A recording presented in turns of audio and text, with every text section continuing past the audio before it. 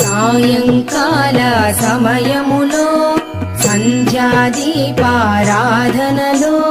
వచ్చును తల్లి మహాలక్ష్మి, వచ్చును తల్లి వరలక్ష్మి.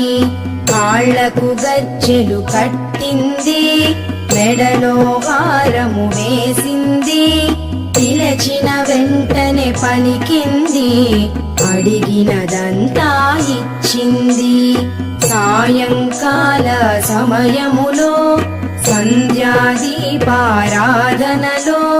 వచ్చును తల్లి మహాలక్ష్మి, వచ్చును తల్లి వరలక్ష్మి.